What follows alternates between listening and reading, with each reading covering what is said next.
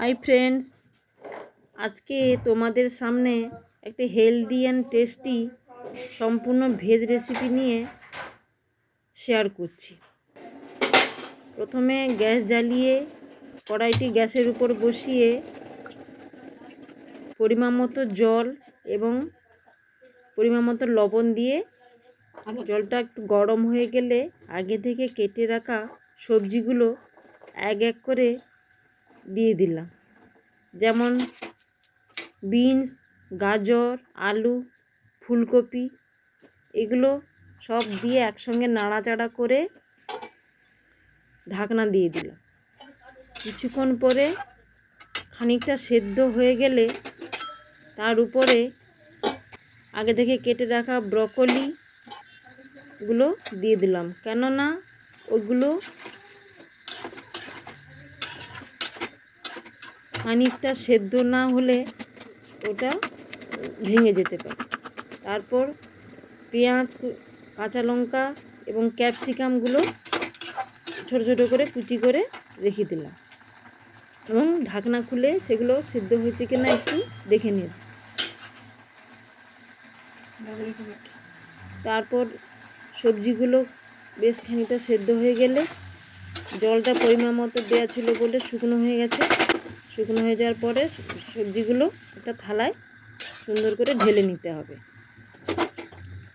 তারপর কড়াইটা গরম করে সামান্য তেল দিয়ে তার উপর জিরে ফোড়ন দিয়ে পেঁয়াজ কুচি এবং লঙ্কা কুচি দিয়ে সামান্য নাড়াচাড়া করে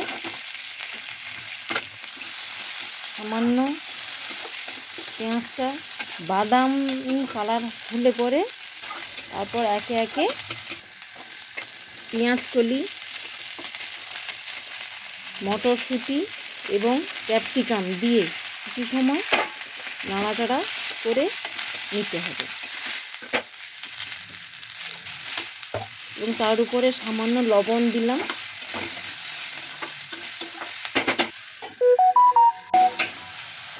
এবং পেঁয়াজ কলিগুলো একটু সবুজে ভাবটা একটু কমে গেলে পরে এবং ক্যাপসিকামটা একটু সেদ্ধ হয়ে গেলে পরে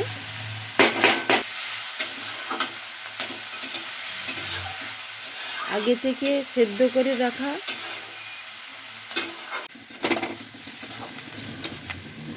সবজিগুলো এবার কড়াইতে দিয়ে দেব।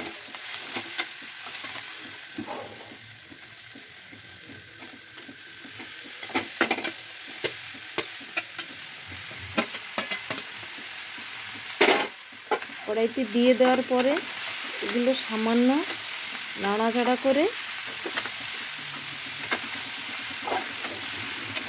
জলটা শুকিয়ে নেব এবং একটু পরিমাণ মতো একটু লবণ দিয়ে দেবো, কেননা জল ছিল তখন যেহেতু একটু লবণ লাগবে, তাই লবণ দিয়ে দিলাম। সবজিটা একটু নাড়াচাড়া করে একটু স্বাদ আনার জন্য একটু আমুলের বাটার উপর থেকে দিয়ে দেব, কারণ আমুলের বাটারের স্মেলটি এই রেসিপিটার স্বাদটাকে আরও দ্বিগুণ করে তুলবে। এরপর বাটারটি ভালোভাবে পুরো সবজিটাতে মিশিয়ে নিয়ে একটু নাড়াচাড়া করে নামিয়ে নিতে হবে। এটা রেডি হয়ে গেল। এবারে সুন্দর একটা পাত্রে পরিবেশন করে দিতে হবে।